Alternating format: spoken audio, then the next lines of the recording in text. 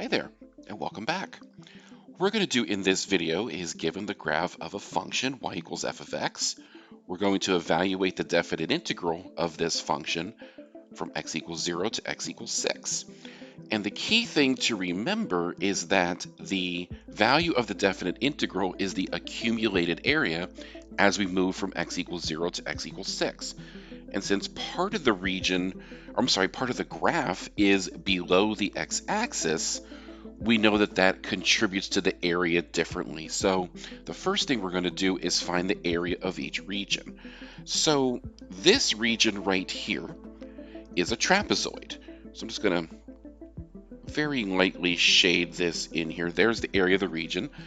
So remember that the area of a trapezoid is 1/2 times the height times the sum of the parallel bases that we call B1 and B2.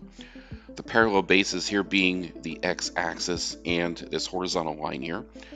So the height is 3, and the upper base is 1, and the lower base is 2.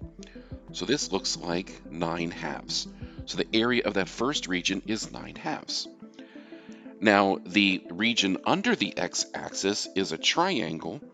This might look tricky at first, but remember, it's just 1/2 base height. So the height of the triangle is 3, and the base of the triangle is 4. So the area of this region is 1/2, base is 4, height is 3, and that is 6.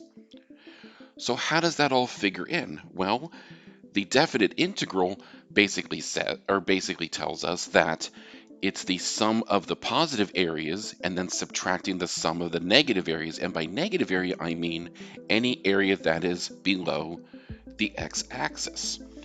So the integral from 0 to 6 of f of x is going to be, well, the positive area is 9/2, the area above the x-axis, and the area below the x-axis is 6, so we're going to subtract 6.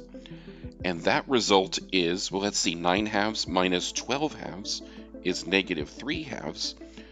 So because the result is negative, what that really means is that there's more area below the x-axis than there is above the x-axis.